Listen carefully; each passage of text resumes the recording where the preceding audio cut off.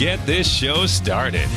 He's a Heisman Trophy winning quarterback, a first-round NFL draft choice, and a member of the College Football Hall of Fame as both a player and coach. He is the head ball coach, Steve Spurrier.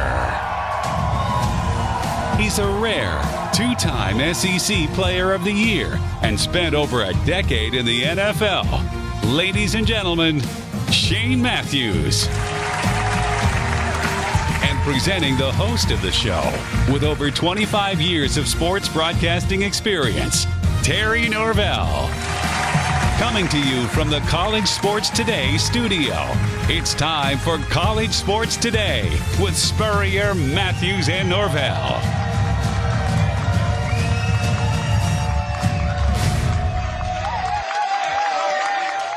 Hey, let's kick off another edition of College Sports Today. It's Monday. Shane Matthews, Terry Norvell, hanging out with you. We hope you get involved via our Facebook Live comment section. Coach Spurrier out of town. He's actually, I believe, Shane, in Atlanta, playing a little golf with former Heisman Trophy winner George Rogers, I think, has his foundation golf tournament. And Coach Spurrier, obviously, up there helping that cause. Speaking of golf, how's your golf game? Anything new with it? Playing much?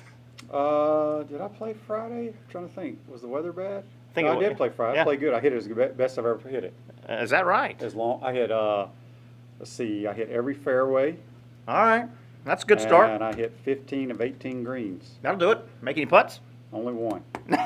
Putted terrible. So you didn't take any money? A little bit of money? No? Didn't give any money, though, right? I literally could have shot 500 or 600 par. Really? I hadn't hit. I mean, I didn't have I had probably 10 birdie putts within 8 feet or less. Maybe you should get back out there right now.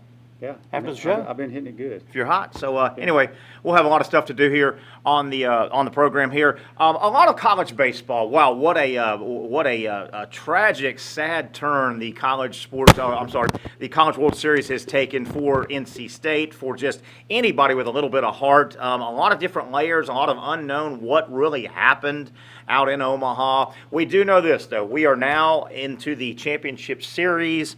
Tonight, Vanderbilt and Mississippi State will start one of two, maybe three games, weather permitting, Monday, Tuesday, and Wednesday, and we will have a baseball champion. A little bit later, about 11:20, 11:30, we'll visit with our college baseball analyst, Trent, Intorcia, who played in that bad boy back in the 80s, and we'll get his thoughts. But Shane, the dominant topic on this show, College Sports Today, will be the College World Series.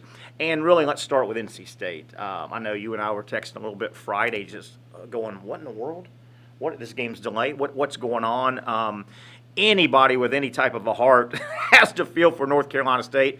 I don't know if this is bigger than the NCAA. Is this political? What did you make? What do you make of what happened?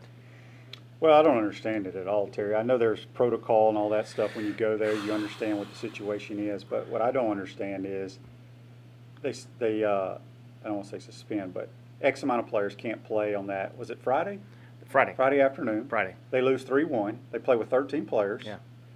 Why those 13 can't play the next day, I can't understand. That's what I have a problem with. Yeah, there's so much vagueness with, and frankly, all of last year when the pandemic was from a country/world standpoint, there was vagueness there. This pandemic is nothing but vague. Yeah, and so, you know, you could those same players could go sit in the stadium, you know, all nestled up, sure, fan versus game. But you can't put 9 guys out there that are spaced out, no one's close to anybody, and let them play a game. I don't understand it. And you know, certainly there are different discussions going on. There's the group that thinks there's a conspiracy. I want to get into that in a minute. And then there's the group that says, well, why the hell wouldn't everybody just have vaccinated? All the players. Well, 4 of them did. Yes, that's what I'm saying. So you were getting guys pop for NC State, red flag from guys that did get the shot. So that really isn't an answer. Just a sad, sad situation. Of course, HIPAA be damned. We also know the players' names, the second baseman and the relief pitcher. What a shame that their names are out there on it. Just a bad situation. Have you heard the conspiracy people, though? There's a lot of people that the NCAA is up to no good. Or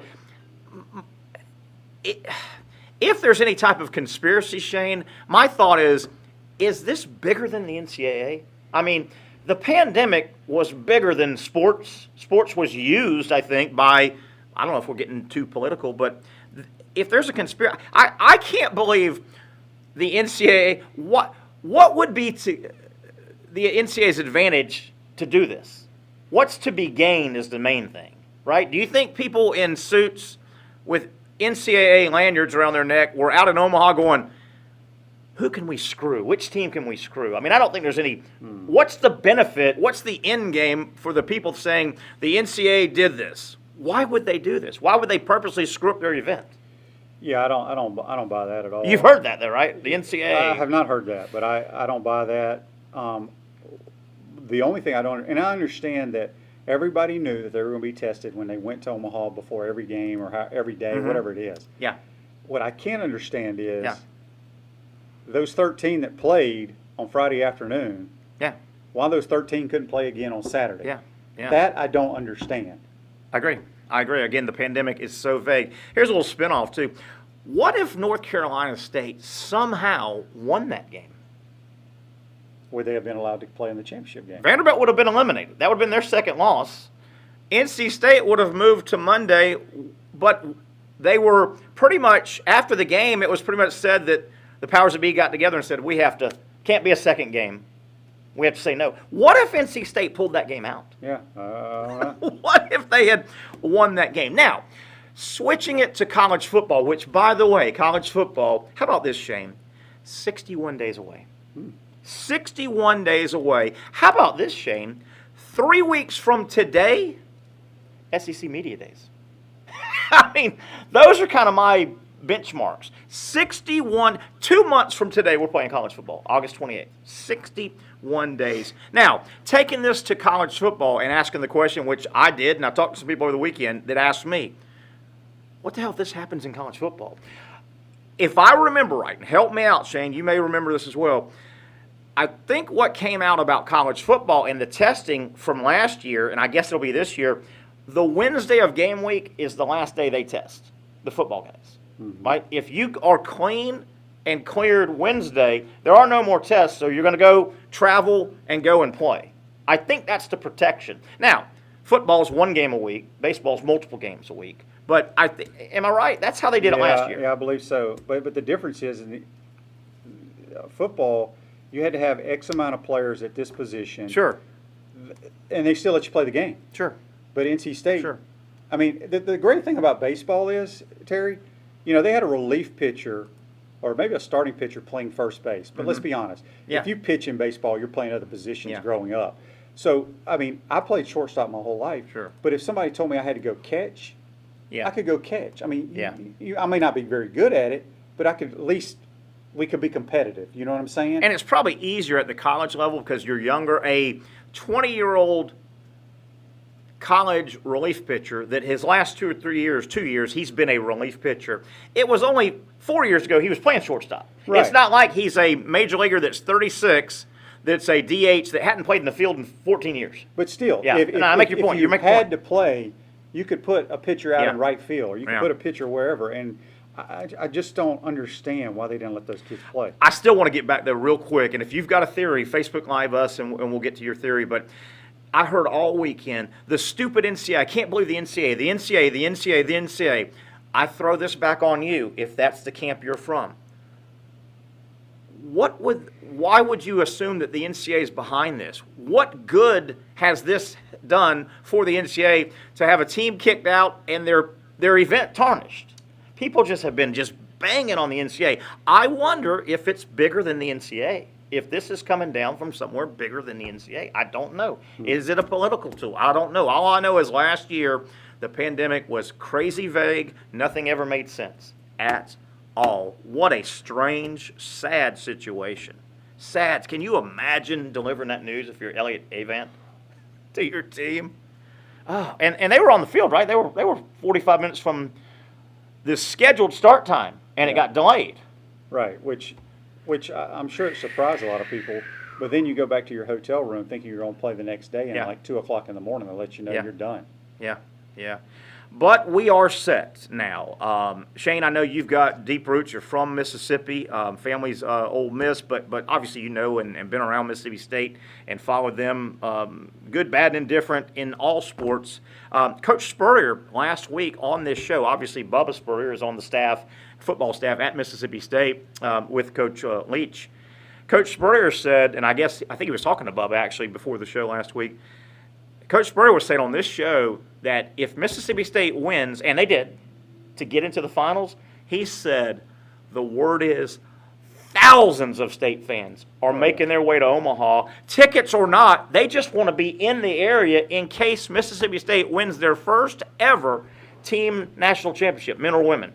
Yeah, I mean, there's no question. Everybody in the state of Mississippi is extremely happy. You know, this is not their first rodeo. They've been there 12 times.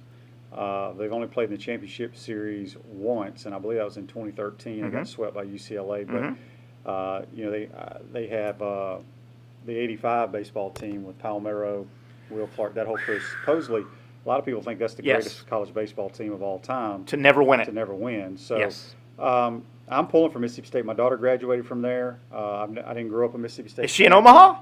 She is not in Omaha. Get her to Omaha, Shane. Yeah. I mean, Come on. I don't think she loves baseball that much. But, you know, the thing, I've always had something for Mississippi State baseball. I was fortunate enough to play a high school game there in Dudy Noble. I love the left field lounge, passionate fans. But it's always something about their team. They just have a great personality. I heard you on your show this morning driving in, and I want you to expand on that because I could not agree more. That they look like the last 4 or 5 years. It looks like it's fun. Yeah, they like each other. Yeah, they have different haircuts. They got wear characters their on the pants team. different.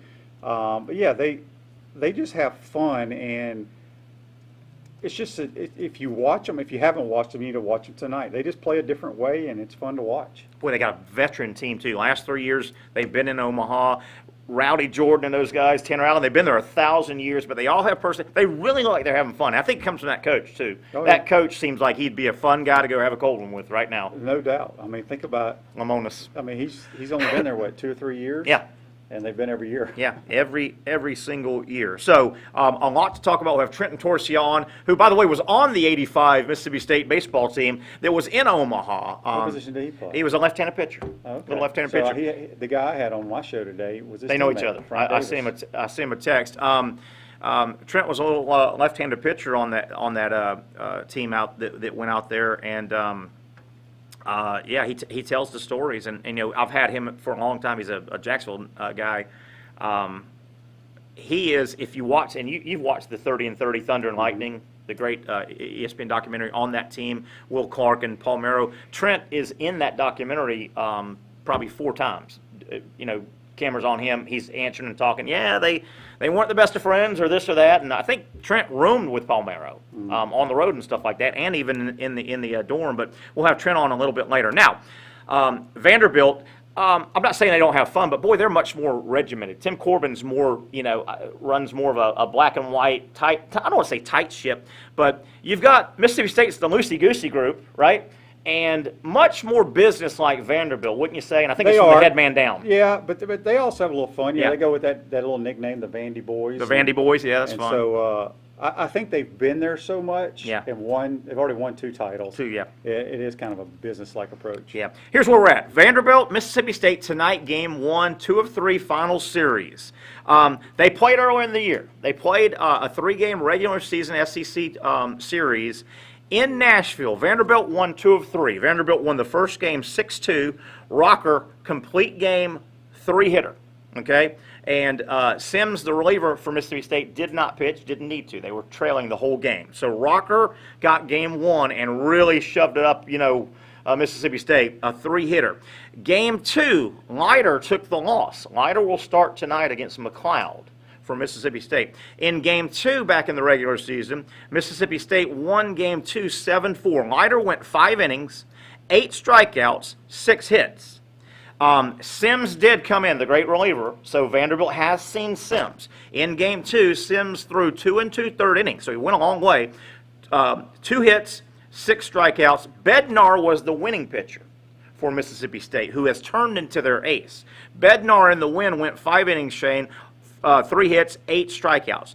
Game 3, the deciding game in the regular season, again, these were played in Nashville. Vanderbilt won Game 3 7-4. They were down 4-0. How about this? Game 3, Mississippi State had them down 4-0. Riley, the Vanderbilt starter, only made a third of an inning, got knocked out. But Vanderbilt came back and won that game and took the series. McLeod will start tonight for Mississippi State. He was the ace the first quarter of the year and just hasn't had a great year. Bednar was number 2, and it's kind of overtaken him. Bednar went the other day, so he won't start. So McLeod will go against Leiter because Rocker went Saturday, right? Or Friday, or whenever that was. Their last. Yeah, he went Friday. When they knocked out NC State. So, my question to you, Terry, being a baseball guy, and I didn't pitch. Obviously, you didn't pitch either. But I mean, Bednar went Saturday night, pitched real well against Texas. yes. Can he come back tomorrow? No. Too many pitches. You would, now, the pitcher will say, yeah, I can give you 3 or 4. I think you would probably hold him for Wednesday, Tuesday maybe, but That's what I'm saying. Not tonight, but Tuesday. So you have Sunday, maybe Monday, Tuesday, but I would hold him to Wednesday. I want him full because if you go and get him Tuesday, you certainly can't get a lot of innings out of him Tuesday. You instead of 2, maybe into the 3rd on Tuesday, you might could start him and get into the 6th on Wednesday. Now you may not get to Wednesday. I get Right. that. I get that. Well, but- I know. yeah. I mean, obviously, the careers of these kids is important from their arm standpoint. But, gosh, if Yeah. if I'm one of those players, Yeah. and like a Leiter's throwing tonight, but if they need me on Wednesday, Yeah. I'm ready, coach. And you got you put a manager in a tough spot too, because what's your 20-year-old, 21-year-old going to say? Yes, I can go, coach. I'll throw until my arm's off. He's 20. But I mean, careful. Can you really damage your arm? I'm not talking about. I think you could. You do? Yeah, I think you could with fatigue. Yeah, I think you could. You don't have your legs under you. Your landing spot could be a little bit off. Then your arm release is off. Yeah, you got to be careful. They've been doing it a long time. There's a reason. They've been playing this game a long, long time. But tonight, Leiter will go against McLeod, who was the ace. Rocker will be. Looks like Wednesday. They'll hold him. Now, you got to get to Wednesday. I get that, but you got to get to Wednesday. So, now, some things we want to talk about before we take a break, get Trent and Intorcia on and really break this thing down. Vanderbilt hasn't played great out there. Vanderbilt has committed 7 errors, very un-Vanderbilt-like, out in Omaha. They're only hitting .217. They can't. Those numbers won't get it done. They'll get swept with those numbers. I don't know if you watch Vanderbilt. They haven't played. Vanderbilt's normally a very clean baseball team. They've kicked it around, and they have not hit the ball. No, they've been fortunate. They're fortunate to beat. Gosh, who was it they beat on the wild pitch? Stanford. Yeah. Yeah. Stanford in an elimination game. That 9th inning. Yeah, Yeah. they were down to their last strike. Elimination game. But Vanderbilt's got to pick it up. They can't kick it around, and they've got. I mean, they're hitting .217 as a team. They got a big home run the other night. Mississippi State, by the way, if you ever now want to go ahead and put to bed the theory that the conference baseball tournaments matter if you're already in the top 7 or 8, Mississippi State, remember, they got bombed in 2 games, could care less about going to Hoover, right? Remember that? That seems like ancient history. Well, they were already securely in the top 8. I think that is the way these tournaments will go. Conference tournaments. If you're in the top 10, conference tournament gets in the way. There are 5 levels to win this thing now. It's too much. The season's too long. Interesting also, don't forget now, Sims, the great reliever for Mississippi State, he went 2 2/3 Saturday. He threw 36 pitches Saturday. Is he available tonight if needed? What will he have tonight? He threw 36 on Saturday, 103 so far this week. So track that a little bit.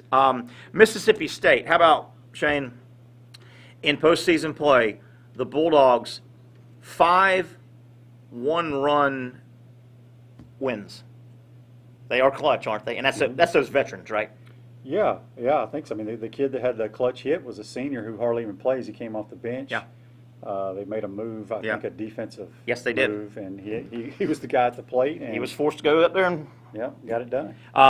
So 5 one-run wins for Mississippi State in postseason. Mississippi State this season, 5 walk-offs as well. That's a veteran team, man. They just never feel like they're out of it.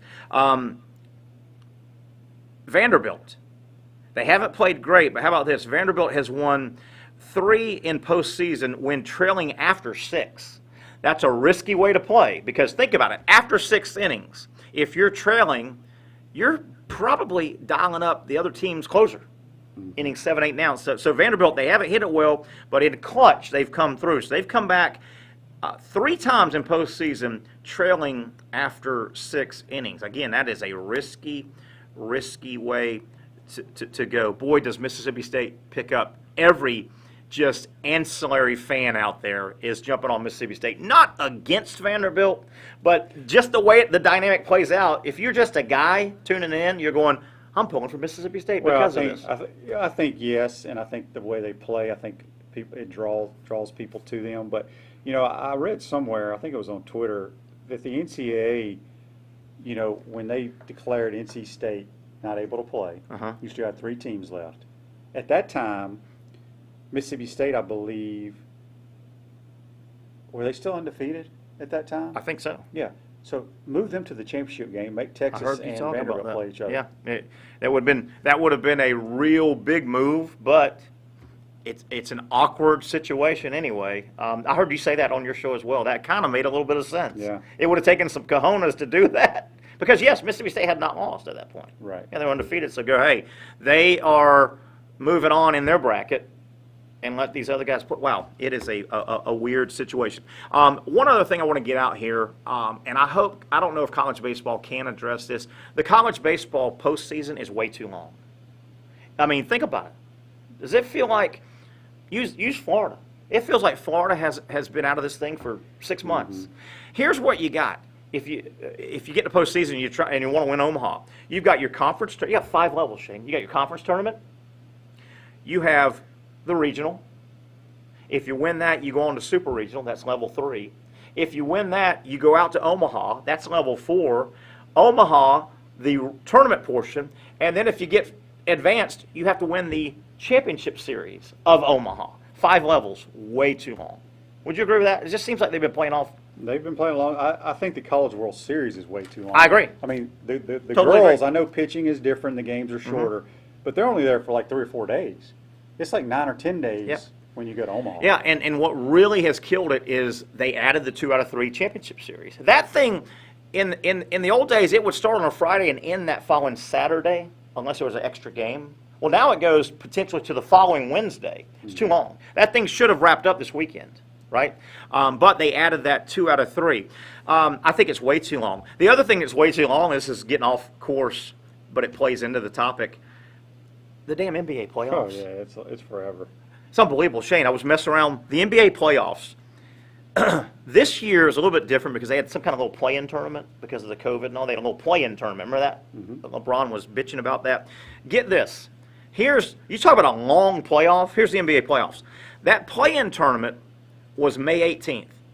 The NBA playoffs technically started on May 22nd. Hold that date.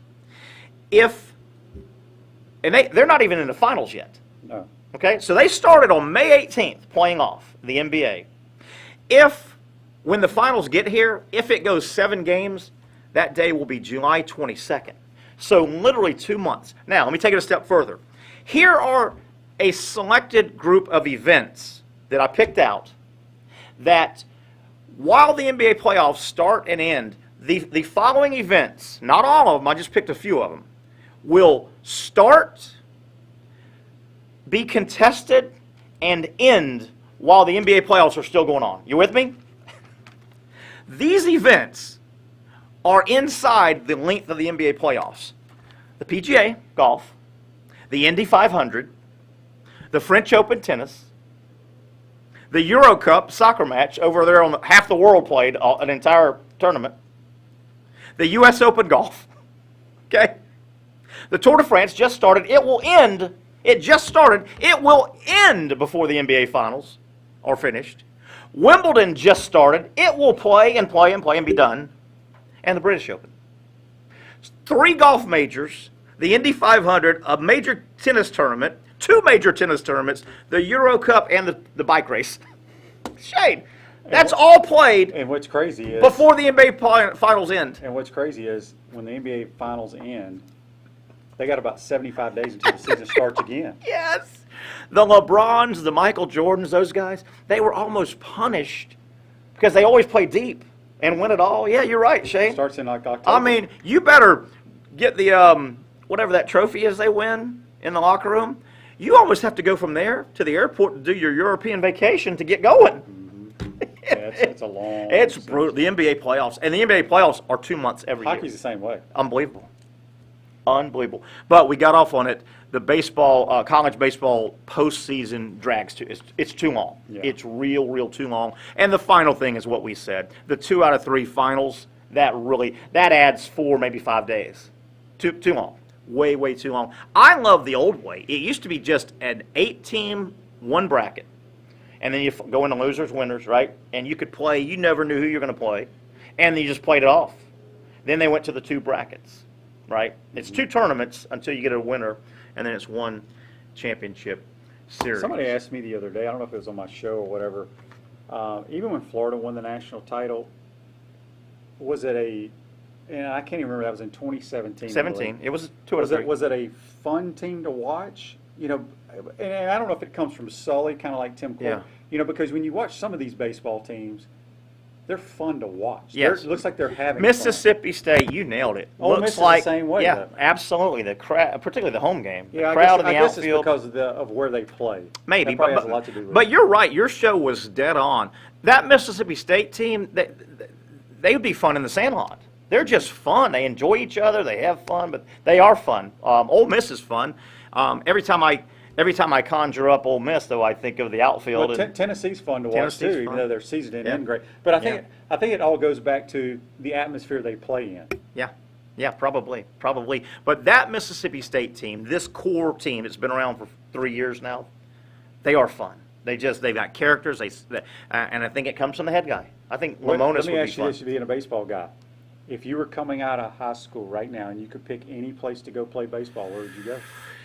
I would almost flip a coin with no love or anything. Okay, Yeah. I would almost flip a coin, Mississippi State or LSU. They just eat baseball up. I'd pick Mississippi State. Mississippi State or LSU. But I mean, LSU hasn't been, I don't want to say relevant recently, They're in a down cycle. but just that.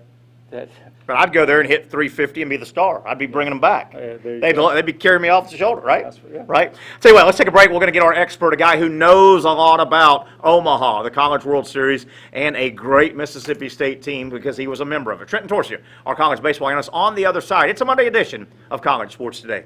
Bleed and Louis! The good vibes! What? All the good vibes we had, we'll have again. All the good vibes we've had, we'll have again. All the good vibes we've had, we'll have again. All the good vibes we've had, we'll have again. Taste the islands and every drop of Vida de Luis tequila. 100% blue agave from Tequila, Mexico. Good All the vibes. good vibes we've had, we'll have again. All the good vibes we've had, we'll have again.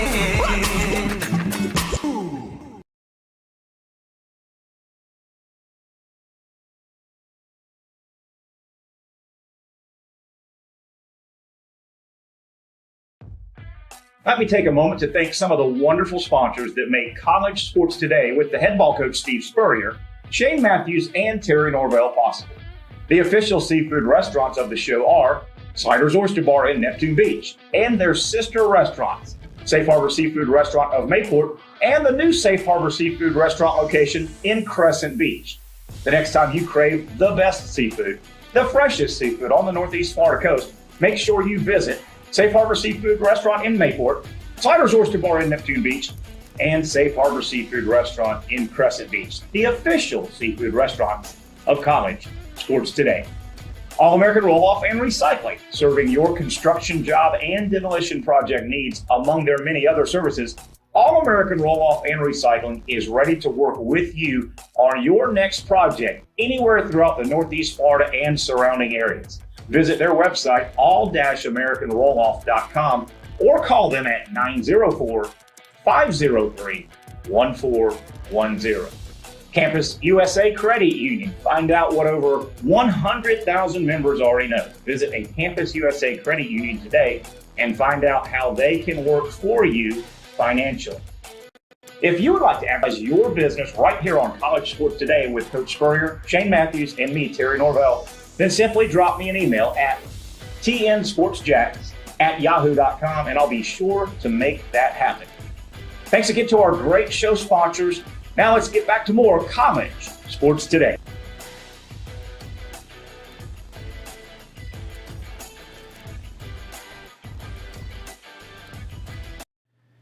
It is all college baseball the next 2 days for sure, maybe 3, depending on how the series plays out. Shane Matthews, Terry Norvell, Coach Spurrier out on playing in the George Rogers Golf Tournament in Atlanta. He's out today, but we'll get Coach back in. And yes, the restaurant is weeks away. It'll be open very, very soon. I heard some dates. I don't know if I can share those, so I won't share them yet.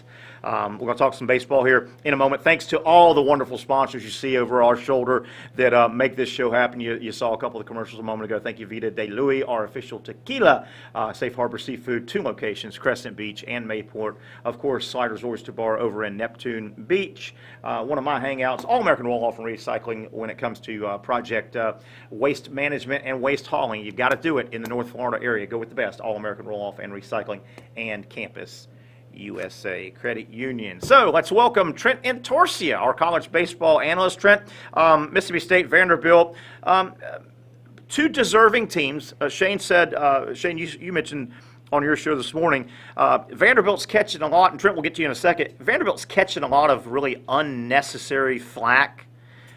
Vanderbilt's not like they got a gift. Vanderbilt's been in the top 5 all year. They're pretty damn good. Yeah. Now, who knows if they would have won or not, Yeah. but I like their chances. I mean, they've been there, and as you mentioned, they've got 2 national titles. It's a damn good program. Yeah, real good. Trent, thank you for your time. I know it's an exciting time. You are a Mississippi State former baseball player, got a degree from there. Let's back up, though. Just sum up in 30 seconds or so. What do you make? What did you make? I know your stomach was turned and hurt for NC State's baseball team, baseball players, fans. What do you make of what went down? Nobody really knows what went down, I don't think. Yeah, you know, you say this all the time. There's really no playbook for this. And I think they had the COVID protocol in place.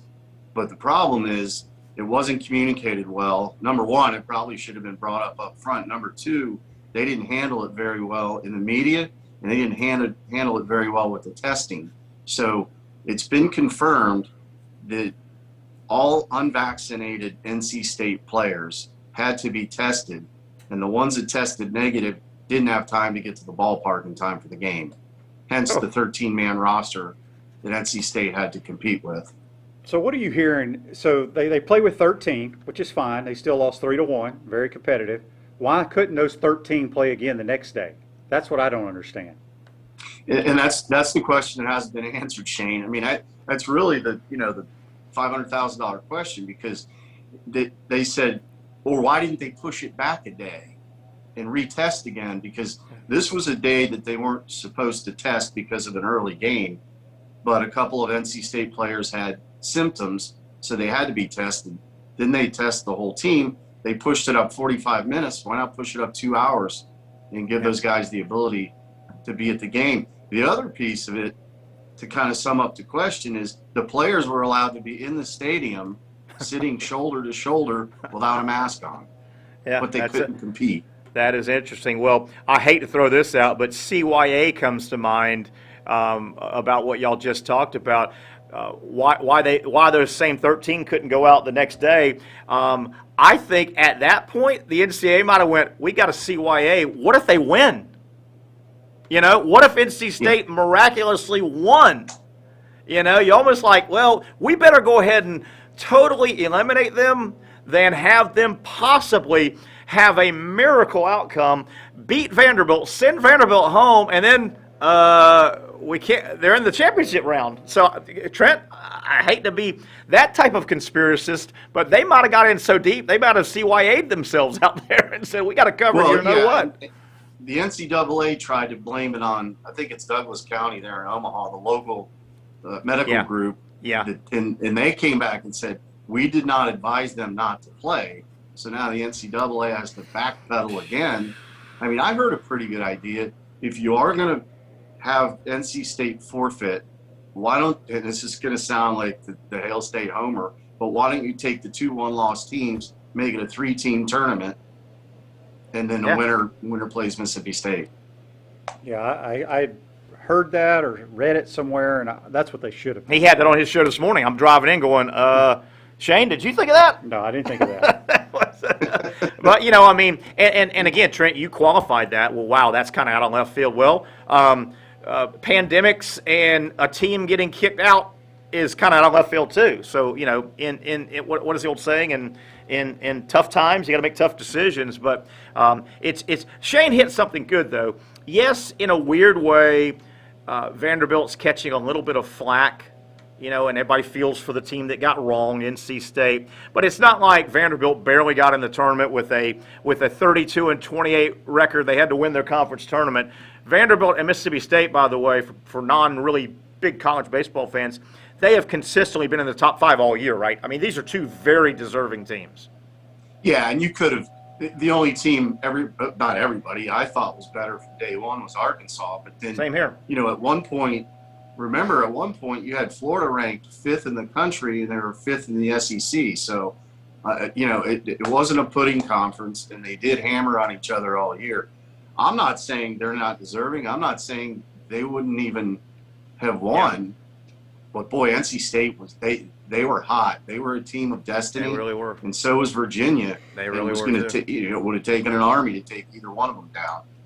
Trent, 2 out of 3, weather permitting, Monday, Tuesday, Wednesday if needed. These 2 teams have played 3 games earlier in late April. They played in Nashville. Shane and I went over some of the numbers. Does that really matter? It was in late April. There's been so much baseball played, and this tournament's so long. You know, Rocker had a good outing. Leiter had an average outing. Sims went 2 2/3 in the middle game. The deciding game was strange. Vandy won 2 of 3, but to win the series in Game 3, Vanderbilt trailed 4-0, but it came back and won 7-4. Does that regular season series matter much so long ago? Here's what I think matters. Leiter hadn't been touched all year long, and that was the first weekend he really got roughed up a little bit. Sure. So, you know, for Mississippi State, you're saying, listen, we've done it. We know we can hit this guy. It's a tall task, mind you. And McLeod is not the same McLeod he was at the beginning of the year, who's going for Mississippi State tonight. He was all year long the ace until they got into postseason, became the number 2 guy, and he has struggled, and he struggled at home. And I say that because it's going to seem like a home game for Mississippi State. Yeah. Certainly tonight. They've already, by the way, the tickets sold out an hour before the gates even opened. How about that? There's people that camped out there that didn't even get a ticket. So, you know, everybody's on Twitter saying, help a friend, help a friend, help a friend, help a friend, you know. But like Coach Spurrier last week on this show, Mississippi State, I guess, had not quite qualified yet.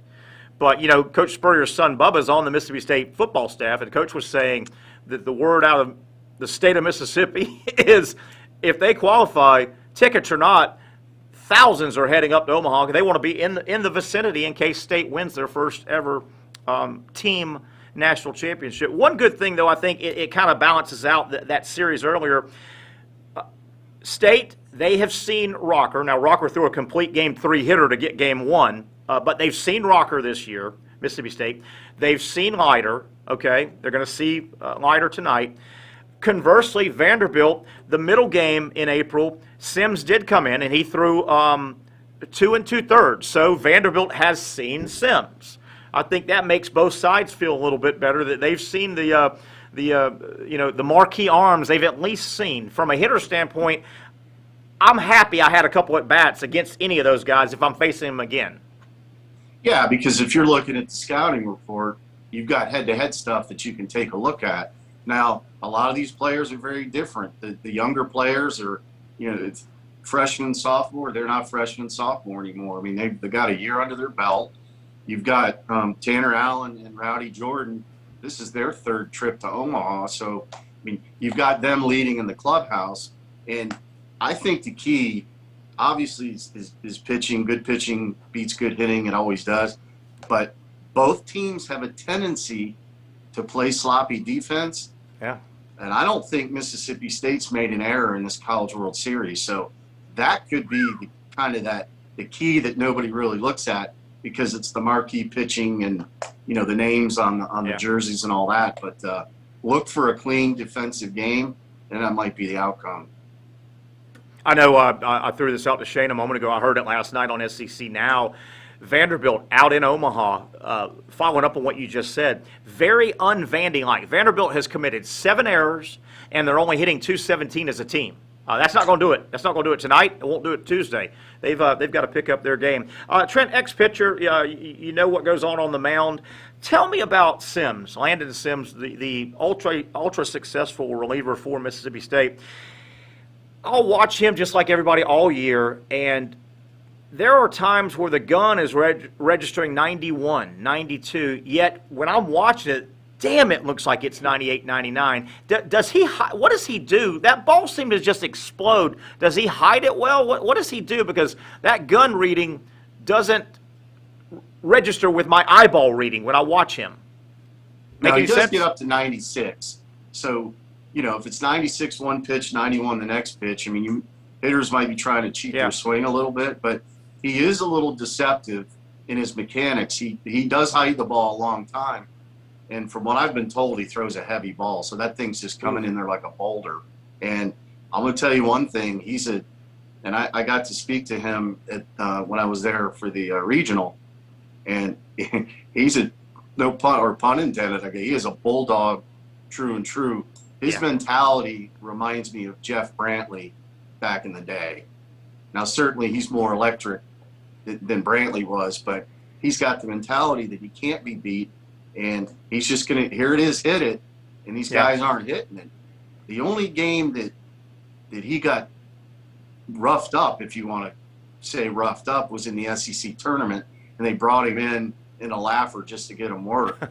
And I would think with nothing on the line, the guy might lose a little bit of intensity, but he's tough. I mean, he has been absolutely unhittable. He does have a wipeout slider, and he locates down in the zone. I mean, those are all the keys. Yeah. One thing that's interesting, both of these teams, I think it's their veteran leadership. They've been around. State has won 5 one-run games in postseason. Vanderbilt hasn't played real clean, but Vanderbilt has come back 3 times and won games where they're trailing in the 6th inning, which means they're probably facing the other team's relief pitcher. Boy, I tell you, I don't know who's got the edge. Corbin has been there a long time. Lamonis has only been there 3 years, but he inherited such a veteran team. Both of these teams think 8th inning, 9th inning magic is going to happen for them. And that's the whole thing. Mississippi State has made some 8th inning runs too. So they were 5 down. times. Yeah, they were they down 5-2 to Virginia and scored 3 in the 8th. And so if you can do that, and you've proved, because we talk about this all the time, Terry. It's like, if you've done it, if you've won the close games, you know how to win the close games. It's rather obvious, right? But if you're not winning close games, you don't know how to figure it out. And these guys never think they're down, and everything's at stake here. So you just got to lay it all on the line. And one of the things that the critics have been saying is Lamonis has pushed all the right buttons. He's made all the right changes defensively and offensively. Case in point, the other night, he puts Skinner in for defensive purposes. The guy steals second base off a Texas catcher they said nobody could run on. And then your backup shortstop, who came in he came in the game because they pinch hit for Forsyth. Leggett gets the game-winning hit. I mean, who would have thought? The guy hadn't had an at-bat since April. Yeah. Interesting. I got a question about the program. I grew up in Mississippi. I got to play, actually, the year you were there, I was a 9th grader on a high school team that got to play we played Starkville High School at Duty Noble at 10 o'clock in the morning, and then Mississippi State played a game that night. So that was pretty cool. But, I look at the Mississippi State baseball program. I asked Terry this earlier. If he was coming out of high school, where would he, if he could choose anywhere where he'd play? I personally would say Mississippi State, because I've seen the atmosphere. I've been to the new ballpark. There's nothing like it. But following the Mississippi State program that has been built over time, did they get a whole lot of the so-called 5-star kids, or the kids that are thinking about going to the draft? Because, you look at Florida, the Florida States, the big boys, Vanderbilt. I don't think Mississippi State gets those top-notch players, so-called, that are have the stars by their name. I don't know what they do in baseball. Yeah. But how have they built the program the way they have?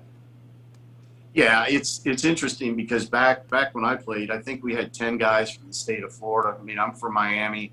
Palmeiras from Miami. We were in the same class. Will Clark was from New Orleans.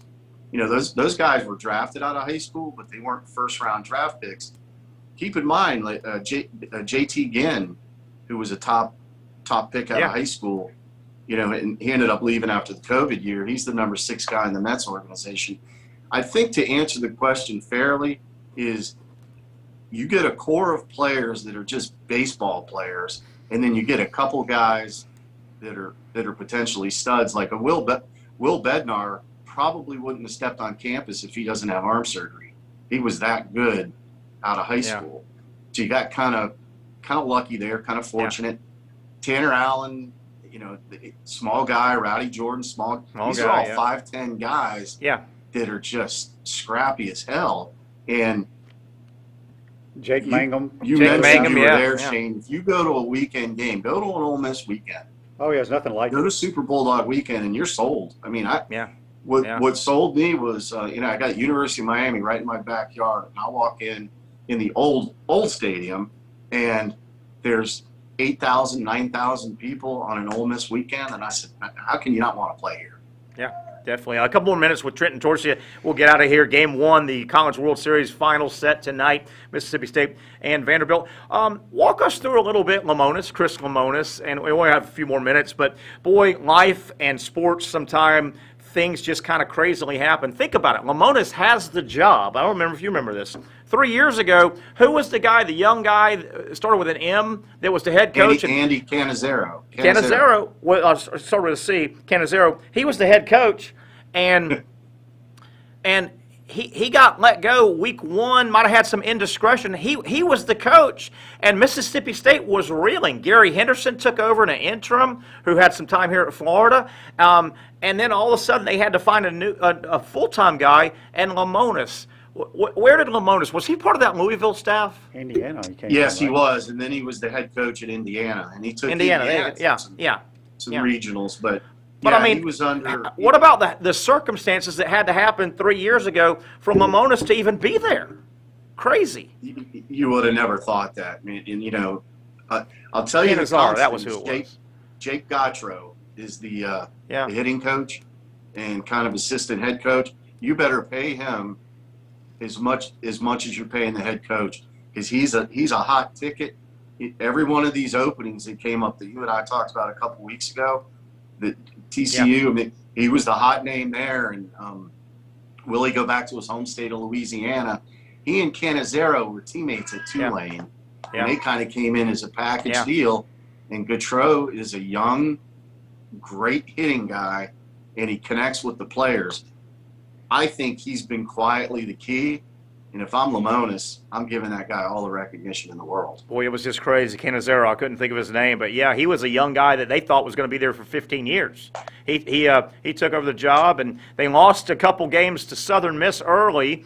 And remember, that first weekend, they let him go, but there was some off-field stuff, and next thing you know, Mississippi State was under an interim coach and still getting out to Omaha. And then Gary Henderson, been coaching a long time, he said, I didn't want the job full-time, and next thing you know, they find Lemonis, and here we go. We'll get out of here on this. I know that there's a special place, obviously, that 85 team. Y'all have a good bond. Y'all get together all the time.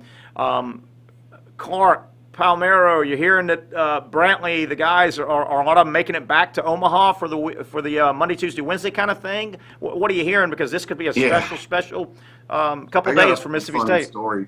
Palmero's back, and I sent him he called me last year and he said, "You need to be here." And I'm like, "Send a plane." And he goes, "I sold it." And I didn't even know he had a plane.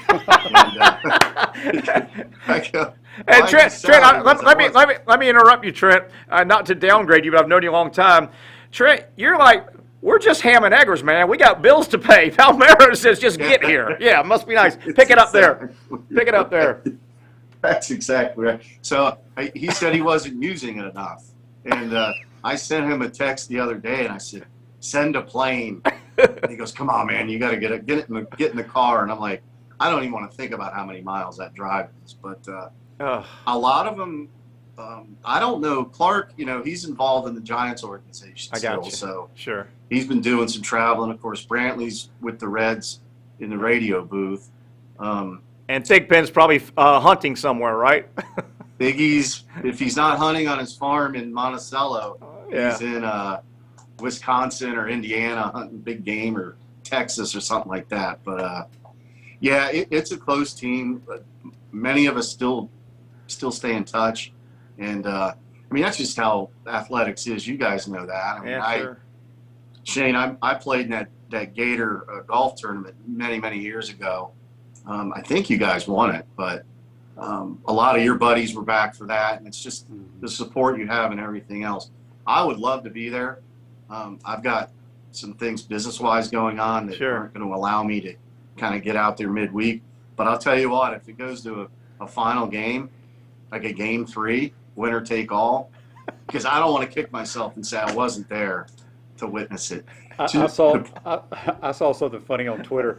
Some Mississippi State fan, he says he will take money to his PayPal or Venmo to take his cowbell and take out the Vandy whistler.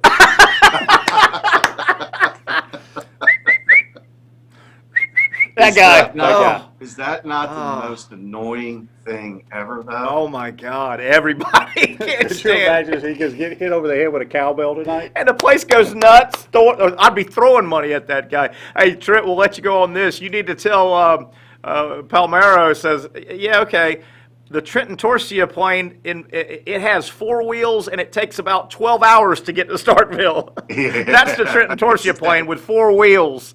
Thank you very much. Trent, enjoy the series. And a few tanks of gas.